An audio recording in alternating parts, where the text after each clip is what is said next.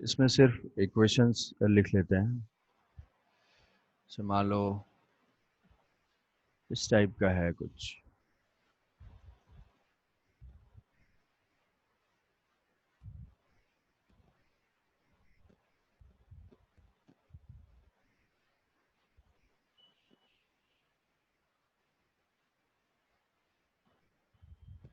ये मान लिया m है और ये 2m है,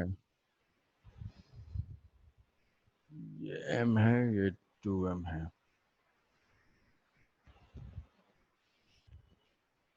तो फाइंड करना है acceleration and tension assuming the strings are ideal string inextensible and ये जो है massless pulley frictionless pulley। तो constant equations, पहले तो कितने इक्वेशंस कितने नंबर ऑफ अननोन्स होंगे। क्वेश्चन को देख के सबसे पहले ये आइडेंटिफाई करोगे कि हमारे कितने नंबर ऑफ अननोन्स। तो लॉज ऑफ मोशन में या कहीं पे भी नंबर ऑफ अननोन्स होगा, वो फोर्स या एक्सेलेरेशन, यही सारी चीजें फाइंड करनी है, मास गिवन है। तो ये टू डिफरेंट स्ट्रिंग है, टू डिफरेंट स्ट्रिंग है, तो ये डिफरेंट स्ट्रिंग में डिफरेंट टेंशन। मान लिया यहाँ पे टेंशन T1 है, इस स्ट्रिंग में टेंशन T1, यहाँ पे टेंशन T2 है, और ये 3 ब्लॉक है, ये 3 ब्लॉक्स के एक्सेलेरेशन। तो टोटल हमारे 5 अननोन्स हैं, 5 अननोन्स हैं, 5 इक्वेशन रिक्वायर्ड है। 5 इक्वेशन कहाँ से आएंगे? F equals to M A का इक्वेशन लिखेंगे, ये 3 के लिए 1 2 3, ये 3 के लिए हम F equal to M A का इक्वेशन लिखेंगे, तो 3 तो ये हो गए।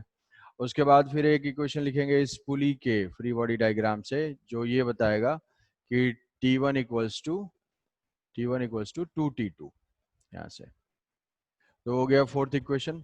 फिफ्थ इक्वेशन जो होगा वो होगा कंस्ट्रेंट का इक्वेशन, जो इसके एक्सेलेरेशन को रिलेट कर रहा है, और उसके बाद फिर है उसको सॉल्व करना।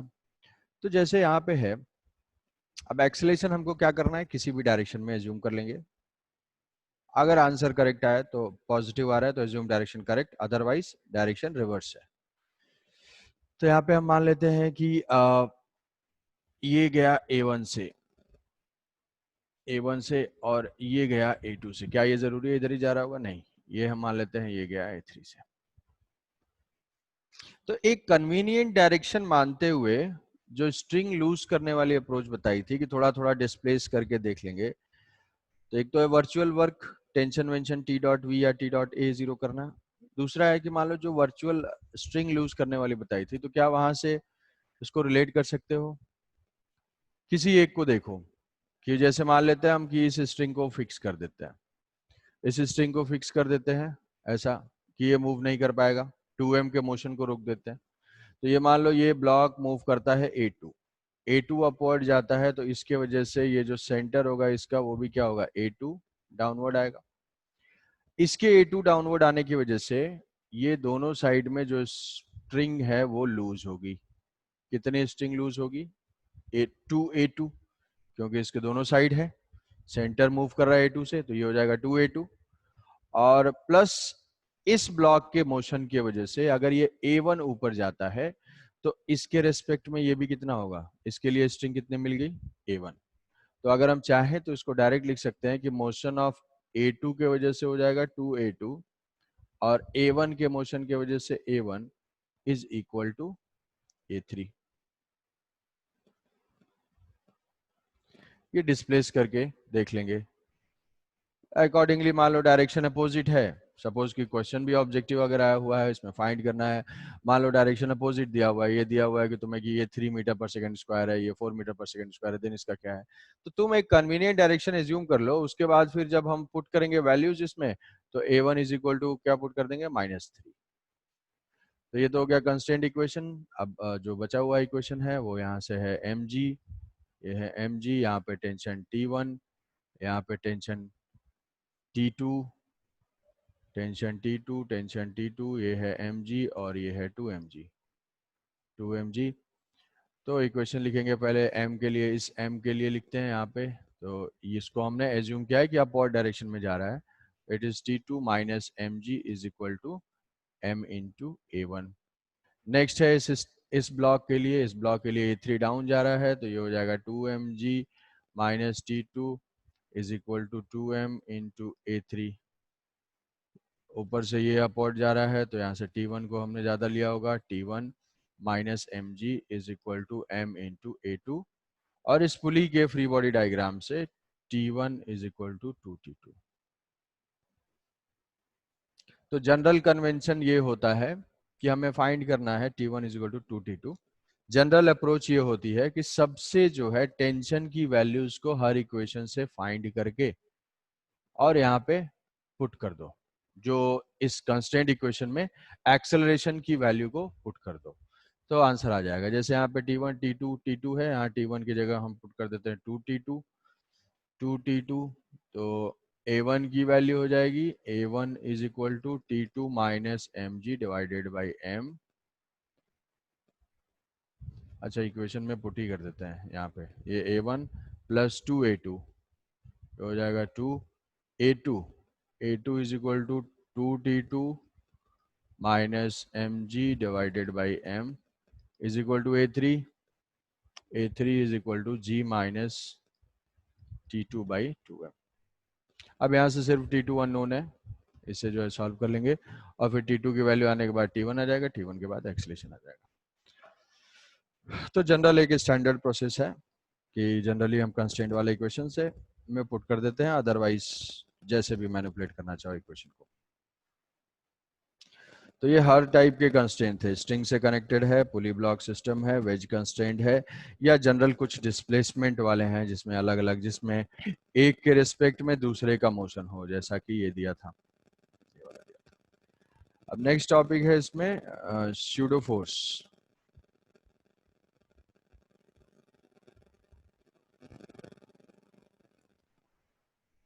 नेक्स्ट है स्यूडो फोर्स। स्यूडो फोर्स, तो स्यूडो फोर्स क्या है? एक करेक्शन फैक्टर है। जरूरत क्यों है?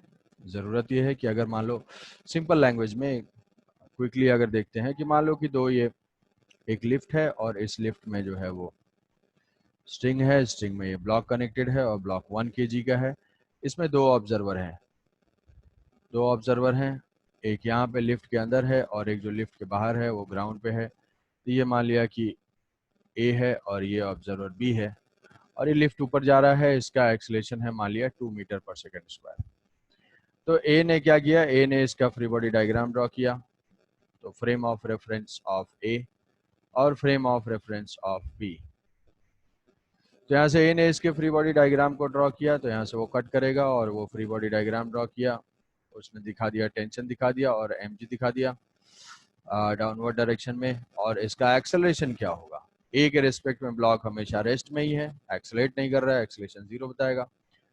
बी क्या है? बी ने फिर से डायग्राम ड्रॉ किया, वही डायग्राम ड्रॉ किया और उसने भी टेंशन टी दिखा दिया, उसने भी mg दिखा दिया और उसको क्या दिख रहा है कि ये ब्लॉक इस लिफ्ट के साथ साथ 2 मीटर पर सेकेंड से एक्सेलरेट हो रहा है अपवर्ड डायरेक्शन में। तो इसके अकॉर्डिंग जो है, इसके अकॉर्डिंग आंसर आ जाएगा T is equal to 10 newton और इसके अकॉर्डिंग आंसर आ जाएगा T minus 10 is equal to 1 into 2। तो यहाँ से टेंशन आ जाएगा 12 न्यूटन। तो बात ये है कि इसमें से बात ये है कि दोनों के आंसर डिफरेंट है, तो कौन सा आंसर करेक्ट है?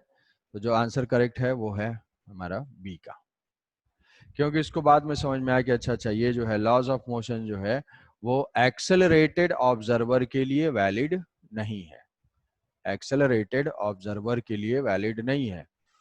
अगर एक्सेलरेटेड होगा तो हमें उसको करेक्ट करना होगा, जिस करेक्शन फैक्टर को बोलते हैं स्यूडो फोर्स। अब स्यूडो फोर्स उसका डेरिवेशन भी है, कहाँ से कैसे क्या आता है, बट फिर से वो थ्योरेटिकल पॉइंट हो जाएगा, तो उसको नहीं जाना है। हम जो ऑब्जर्वर है, तो ऑब्जर्वर को हम कैटेगराइज करते हैं inertial observer and non inertial observer. Non inertial observer, तो इनर्शियल ऑब्जर्वर वो होता है जो अनएक्सेलरेटेड होता है, जिसका एक्सेलरेशन 0 हो, जिसका एक्सेलरेशन 0 हो। उसकी वेलोसिटी जीरो हो भी सकती है या वेलोसिटी कांस्टेंट भी हो सकती है।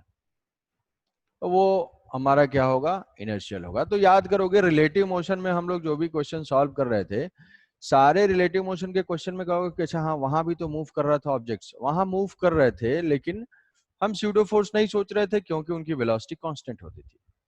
अगर वो एक्सेलेटेड होते तो हमें इसको कंसीडर करना पड़ता था। तो नॉन इनर्शियल का मतलब हुआ कि जो acceleration not equal to zero है। और दूसरी कैटेगरी आती है rotating frame of reference. Rotating, क्योंकि रोटेशन में भी एक फोर्स एक्ट करता है। कोई भी ऑब्जेक्ट अगर इवॉल्व करता है सर्कुलर पाथ पे तो उसको सेंट्रीपिटल फोर्स एक्ट करता है। तो सेंट्रीपिटल फोर्स एक्ट करता है। तो सेंट्रीपिटल फोर्स एक्ट करने की वजह से वो भी एक्सेलेटेड होता है, इसलिए वो नॉन इनर्शियल होता है। तो नॉन इनर्शियल फ्रेम में हम क्या अप्लाई करते हैं, एक करेक्शन फैक्टर अप्लाई करते हैं, करेक्शन फैक्टर। और वो करेक्शन फैक्टर होता है स्यूडो फोर्स।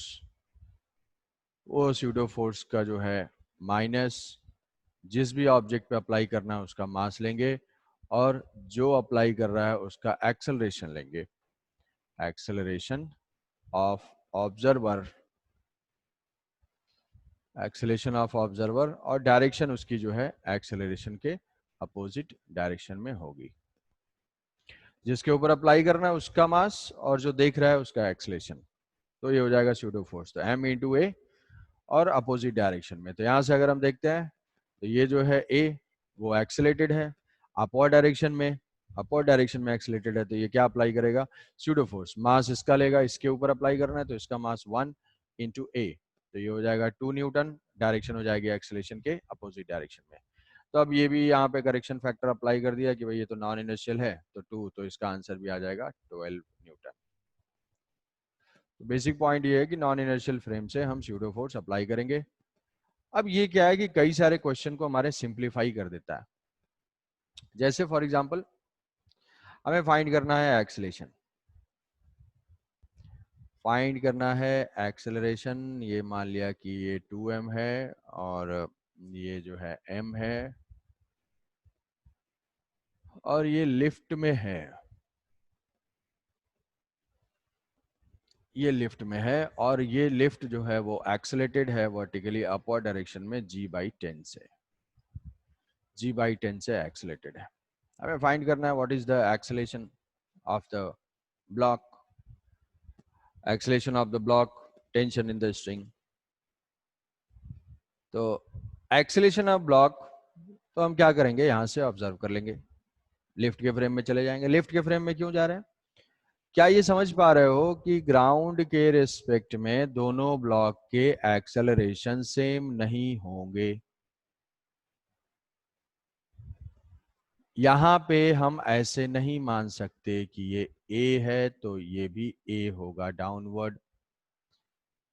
कहोगे ऐसा क्यों, ऐसा क्यों, क्योंकि वो क्या था, स्टेशनरी पुली। पुली के रिस्पेक्ट में जो एक्सेलरेशन इसका अपवर्ड है वो यहां से बैठ के अगर कोई देखने की कोशिश करता है तो उसको दिखेगा ये जितना ऊपर जा रहा है उतना स्ट्रिंग नीचे। अब ये भी तो मूव कर रहा है अपवर्ड डायरेक्शन में। तो मान लो कि ये पुली, अभी देखेंगे कैलकुलेट करेंगे तब इसको रिलेट करेंगे। तो ग्राउंड से प्रॉब्लम ये होगी कि दोनों का एक्सेलरेशन हम सेम नहीं मान सकते, ध्यान से इसमें कंफ्यूजन हो सकता है। तो हम क्या करेंगे, सीधे सीधे ऐसे देखेंगे कि यहां से लिफ्ट से हम देख लेते हैं, lift, frame of reference of lift. अच्छा, अब कभी भी अगर हमें एक्सेलेटेड फ्रेम से अगर क्वेश्चन को सॉल्व करना हो तो जनरली स्यूडो फोर्स अप्लाई करने से कई सारे क्वेश्चन जो है थोड़ा सा टाइम सेव हो जाता है उसमें। तो स्यूडो फोर्स कुछ है नहीं, स्यूडो फोर्स बस एक प्रॉब्लम सॉल्विंग टेक्निक है। तो frame of reference of lift, lift के रिस्पेक्ट में हम देखते हैं तो पहले तो स्यूडो फोर्स अप्लाई करना पड़ेगा। ये हो जाएगा mg/10, mg/10 और यहाँ पे हो जाएगा इसका मास हो जाएगा 2mg/10, इसका मास और एक्सेलरेशन, इसका मास और एक्सेलरेशन। अब हम यहाँ से फ्री बॉडी डायग्राम ड्रॉ कर देंगे। ये हो जाएगा भाई टेंशन, ये हो जाएगा टेंशन, और ये अब चाहो तो डायरेक्ट वही पुलिंग फोर्स से तो बता ही सकते हो। ये हो जाएगा mg, mg एक और है और इसका भी है 2mg। तो mg plus mg by 10 11 mg by 10 और ये हो जाएगा 2 mg प्लस 2 mg बाई 10, तो 2 mg प्लस 2 mg बाई 10, तो 22 टेंशन टी टेंशन टी, ये हो जाएगा 22 mg बाई 10 और ये है 11 mg बाई 10। एक्सीलेशन हमने जो भी एज्यूम किया है, अब डायरेक्ट पुलिंग फोर्स वाले से बता सकते हो net pulling force.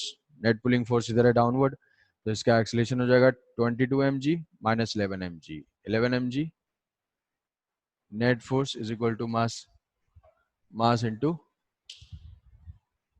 Acceleration. Net तो net pulling force is equal to total मास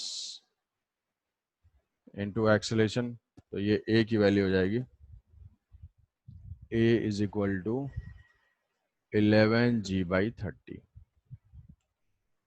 तो what is the acceleration with respect to ground?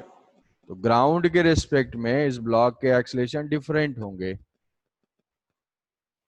इसका एक्सेलरेशन डाउन है 11 g बाई 30, और इस लिफ्ट के साथ साथ देखो acceleration of pulley with respect to lift is equal to block with respect to lift is equal to A B minus A L. What is the acceleration of block A B plus A L का vector summation, मतलब lift के respect में जितना है plus lift का जो है vector wise हम ऐड कर देंगे। तो यह 11 g बाई 30, 11 g बाई 30, और ये साथ ही साथ लिफ्ट के साथ साथ जा रहा है ऊपर g/10। तो नेट एक्सेलेरेशन कितना होगा? Net acceleration of 2m 8 8 g/30, और एक्सेलेरेशन ऑफ m के लिए ये कितना आ रहा है 2g/m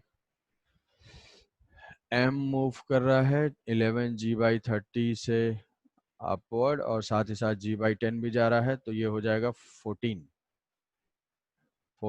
g/30। दोनों का एक्सेलेरेशन देखो डिफरेंट डिफरेंट है। एक्सेलेरेशन सेम किस रेस्पेक्ट में है? लिफ्ट से अगर हम देखेंगे तब, पुली के रेस्पेक्ट में देखेंगे तब अलग अलग जो है। तो अगर हम इसको सॉल्व करेंगे, मान लो ग्राउंड फ्रेम ऑफ रेफरेंस से सॉल्व करना पड़ता, तो फिर क्या करते? ग्राउंड फ्रेम ऑफ रेफरेंस से अगर सॉल्व करते तो यहाँ पे अलग अलग एक्सेलेरेशन लेना पड़ता। सेम एक्सेलेरेशन लेने से गलत आएगा। इसको जो है हम a1 लेंगे, इसको जो है a2 लेंगे, और उसके बाद फिर क्या हो जाएगा, नंबर ऑफ अननोन्स देखो, ब्लॉक का एक्सेलेरेशन a1 है, दूसरे ब्लॉक का एक्सेलेरेशन a2 है, टेंशन t है। इक्वेशन हमारे पास सिर्फ दो हैं, ये जो है दो इक्वेशंस है। तो थर्ड इक्वेशन कहाँ से आएगा? कंस्ट्रेंट से आएगा। कंस्ट्रेंट मतलब ये जो है इसका जो है ये भी ऊपर एक्सेलेरेट हो रहा है, किससे? इससे। तो कंस्ट्रेंट अप्लाई करना फिर सॉल्व करना पड़ेगा, तो थोड़ा सा लेंदी हो जाएगा। हमने इसके रेस्पेक्ट में सॉल्व कर लिया, देख लिया लिफ्ट के रेस्पेक्ट में, तो क्वेश्चन थोड़ा सा इजी हो गया। तो जनरल कन्वेंशन ये है कि ग्राउंड के रेस्पेक्ट में सॉल्व करने से क्वेश्चन थोड़ा सा लेंदी हो जाता है और इसमें थोड़ा इजी हो जाएगा। बताओ भाई, ठीक है?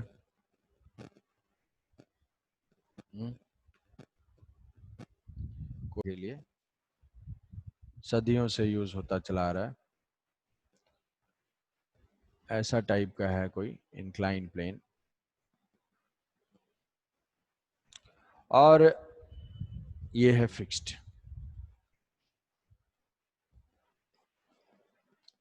फिक्स्ड इसके ऊपर ये और एक इंक्लाइन प्लेन है, ये और इंक्लाइन प्लेन है। ये तो फिक्स्ड है, इसका मास है कैपिटल M, और यहां से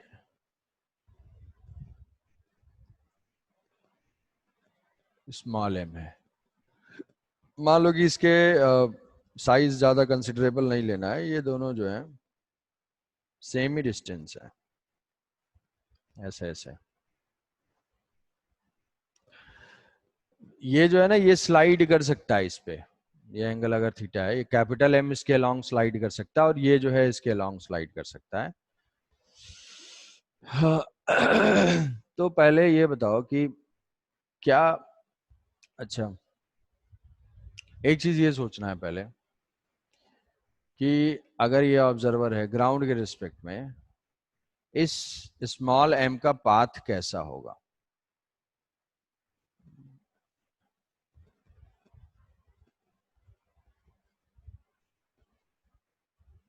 ये 5 ऑप्शंस हैं, मान लो A B C D E. ये बताना है कि ग्राउंड के रिस्पेक्ट में, मतलब ये ऑब्जर्वर जो है एम के पाथ को देखता है, एम के पाथ को देखता है, तो इस स्मॉल एम ब्लॉक का पाथ कैसा होगा। Which of the following vector correctly represents the direction of motion of small m?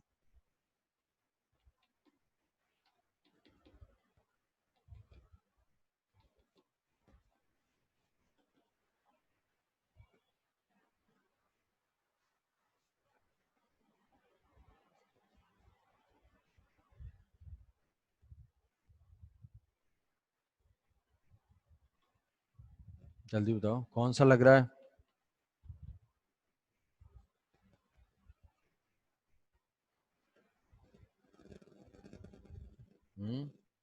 अरे कौन सा है, सोच के कुछ तो बताओ, सही है गलत हो नहीं।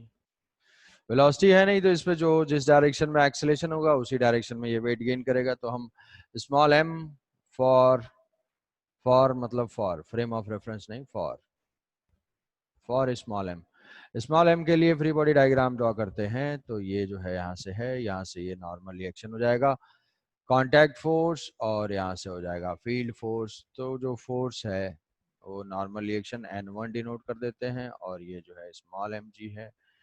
इसके ऊपर फोर्स किस डायरेक्शन में है, बस वर्टिकल डायरेक्शन में है। क्या हॉरिजॉन्टल डायरेक्शन में कोई फोर्स है, नहीं है।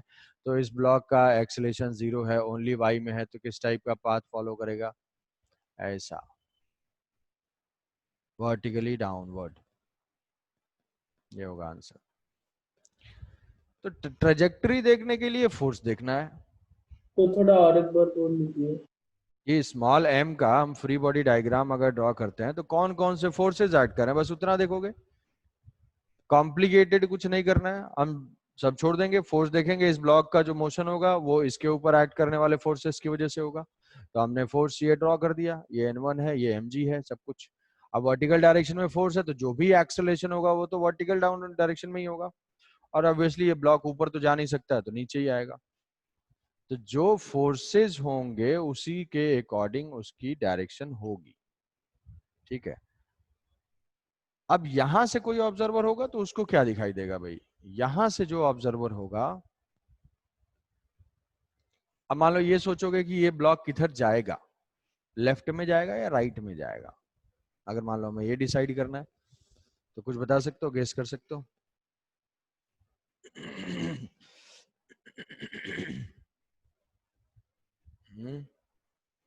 नहीं।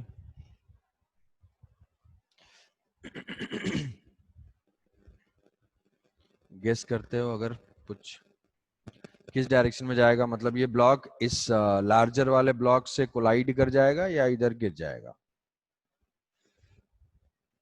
ठीक है, चलो। तो इसके लिए क्या करना है, इसका जो है फ्री बॉडी डायग्राम हम ड्रॉ कर लेते हैं यहां से। कि कैपिटल एम है, कैपिटल एम है, कैपिटल एम इसके कांटेक्ट में है, तो यहाँ से जो है एक्ट कर रहा होगा यहाँ पे नॉर्मल रिएक्शन, ये नॉर्मल रिएक्शन हो जाएगा N2। फिर उसके बाद इसका जो mg होगा डाउनवर्ड डायरेक्शन में। अच्छा, इसको हम रिजॉल्व कर पाएंगे क्या, इसका रिजोल्यूशन, ठीक है देखेंगे। ये एंगल हमें पता है जिस बड़े ब्लॉक पे है वो एंगल है थीटा। ये कैपिटल mg, कितने पहले कांटेक्ट फोर्स दिखाते हैं, तो कांटेक्ट फोर्स ये हो जाएगा, एक नॉर्मल रिएक्शन हो जाएगा, और एक ऊपर से भी कांटेक्ट है, ऊपर से कांटेक्ट हो जाएगा N1। तो एक यहाँ से कांटेक्ट, एक यहाँ से कांटेक्ट, और एक ये। किसी को ये डाउट नहीं होना चाहिए कि सर ऊपर वाले ब्लॉक का mg इसके ऊपर नहीं एक्ट करेगा, नहीं। mg फोर्स कौन अप्लाई कर रहा है, अर्थ, इसके ऊपर, तो इसी के ऊपर एक्ट करेगा, इसके ऊपर क्यों एक्ट करेगा। तो N1 और N2g और mg। अब ये सारे फोर्सेस की वजह से ये किसके अलोंग स्लाइड कर रहा है, ये स्लाइड कर रहा है along the plane. along the plane, इसका एक्सेलेरेशन हमें जूम कर लेते हैं a1। अब फिर हम इसका जो है फ्री बॉडी डायग्राम ड्रॉ करते हैं, ऐसे देखते हैं किसके रेस्पेक्ट में, ग्राउंड के रेस्पेक्ट में। तो ग्राउंड के रेस्पेक्ट में ये जो है n1 ऐड कर रहा है और ये mg ऐड कर रहा है। अब ये ऑब्जर्वर अगर इसको ऑब्जर्व करता है, इस ऑब्जर्वर के रिस्पेक्ट में जो इस कैपिटल M पे बैठा हुआ है, उसके लिए क्या देखेगा, वो मान लो फ्री बॉडी डायग्राम ड्रॉ करता है। तो free body diagram, frame of reference of observer, observer O, ये है O के रेस्पेक्ट में अगर ये दिखाई देता है तो O के रेस्पेक्ट में ये है ऐसे ऐसे ऐसे,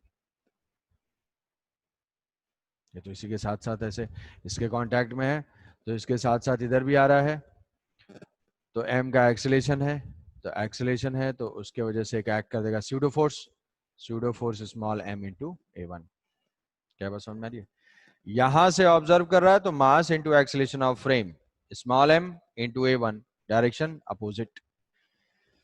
तो अब इस ऑब्जर्वर के रिस्पेक्ट में इतने फोर्सेस हैं, तो ये क्या करेगा, इनको रिजॉल्व कर लेगा। जब भी रिजॉल्व करने चलेगा उसको ये थीटा दिखाई देगा, ये थीटा दिखाई देगा तो ये क्या हो जाएगा, वर्टिकली अपवर्ड डायरेक्शन में एम ए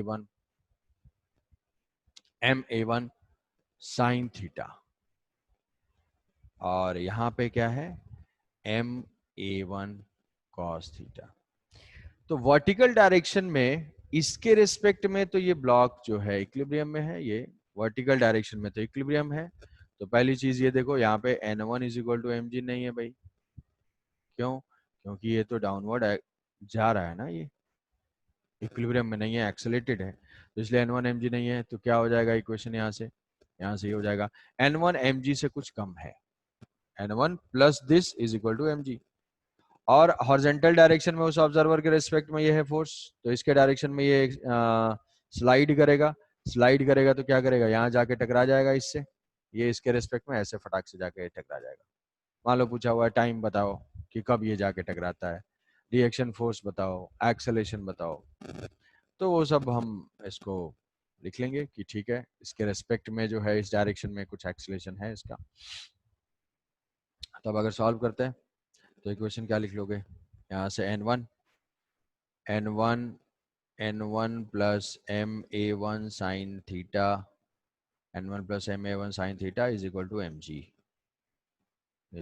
mg, equation number 1 vertical direction से, और ये हॉरिजॉन्टल डायरेक्शन से m into a1 cos theta is equal to small m into a x। इसके रिस्पेक्ट में हम कुछ ले लेते हैं a2। तो ये ब्लॉक जो है बट इस ब्लॉक का एक्सेलेरेशन हॉरिजॉन्टल डायरेक्शन में a2 है, और इसके साथ साथ इंक्लाइंड प्लेन के साथ साथ जो है वो a1 है। नेट एक्सेलेरेशन ग्राउंड के रिस्पेक्ट में कैसे आ जाएगा, वर्टिकल आएगा, तो फाइंड करेंगे तो आएगा। ऐसे हम डायरेक्ट ये डायरेक्शन बता पा रहे थे केवल फोर्स को देख के। इसके लिए इक्वेशन क्या होगा, इसके लिए हमें इक्वेशन लिखना है, तो बताओ भी क्या हो सकता है, रिजॉल्व करेंगे। बताओ कंपोनेंट में रिजॉल्व करना है इसको, n1 भी डाउनवर्ड है, कैपिटल mg भी डाउनवर्ड है, तो क्या ऐसा लिख सकते हैं, किसी को कोई problem, n1 plus capital mg sine theta is equal to capital m into a1।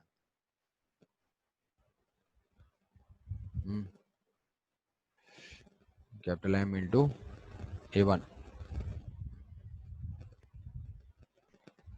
तो ये 2-3 बस इक्वेशन लिख लिए। अब यहाँ से हमें सॉल्व करना है, तो ये n1 की वैल्यू को यहाँ पे पुट कर देंगे, n1 की वैल्यू को पुट कर देते हैं तो हमारा आंसर आ जाएगा जो भी है। n1 पुट कर देंगे a1 आ जाएगा, a1 पुट करेंगे ये आ जाएगा, a2 आ जाएगा, हॉरिजॉन्टल एक्सेलेरेशन आ जाएगा। कितने टाइम के बाद ये स्ट्राइक करेगा वो टाइम फाइंड करने के लिए L is equal to half a1 into T square apply कर देंगे। इसका जो है एक्सेलेरेशन है हॉरिजॉन्टल डायरेक्शन में, तो यहाँ से ये एक्सेलेरेशन फाइंड कर लिया, ये एक्सेलेरेशन फाइंड करके जो है हाफ ए टी स्क्वायर से इक्वेट कर देंगे तो ये यहाँ पे स्ट्राइक कर जाएगा। समझ पाए कुछ? तो देखो, कहने का मतलब ये है कि स्यूडो फोर्स से हमारे क्वेश्चन थोड़ा सा इजीली विजुलाइज हो जाते हैं, कई बार सॉल्व भी हो जाते हैं अननेसेसरी। ग्राउंड के रिस्पेक्ट में सॉल्व करने में थोड़ा प्रॉब्लम होती, इसका एक्सलेशन कुछ एज्यूम करना पड़ता है A1, इसका एक्सलेशन A2 एज्यूम करना पड़ता, उसके बाद कंस्ट्रेंट इक्वेशन लिखना पड़ता। तो अगर सीखने के लिए ट्राई करना चाहते हो तो एक दो क्वेश्चन को ग्राउंड फ्रेम से भी सॉल्व करके देख सकते हो कि क्या डिफिकल्टी आ रही है। Swing machine and spring balance,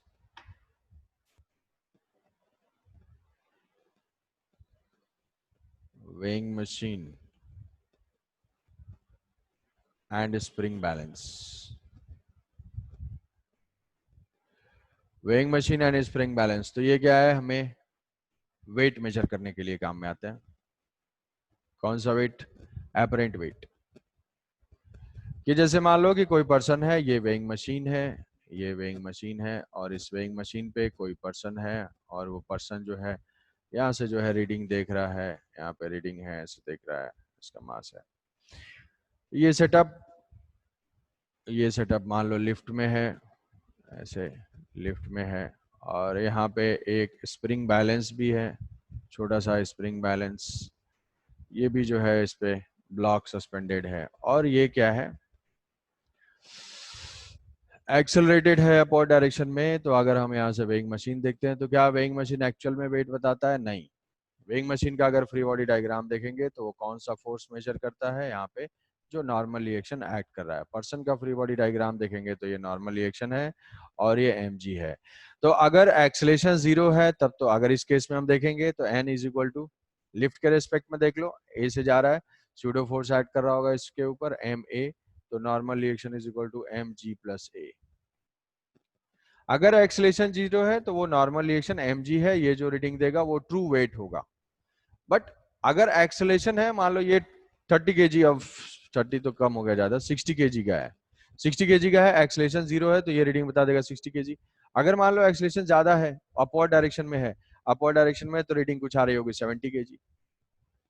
तो ये ट्रू वेट मेजर नहीं करता है, क्या मेजर करता है? Weighing machine measures the normal reaction always, and spring balance measures the tension, जो यहाँ पे जो टेंशन होगा। अब ये टेंशन भी चेंज हो सकता है, ये टेंशन कभी कभी mg के बराबर हो सकता है, और स्यूडो फोर्स अगर देखेंगे तो ये हो जाएगा T is equal to mg plus ma। तो बस इसमें ध्यान यही रखना है कि reading of weighing machine and spring balance पूछा जाता है तो ऑलवेज हमें क्या बताना है? Weighing machine measures the normal reaction and spring balance measures the tension. ये दो ही पैरामीटर हमें कैलकुलेट करना है।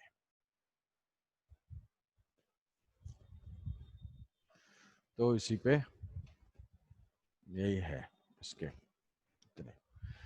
तो एप्लीकेशन वाइज, पॉइंट वाइज जो है, कॉन्सेप्ट वाइज हमने ऑलमोस्ट सारा कवर कर लिया है।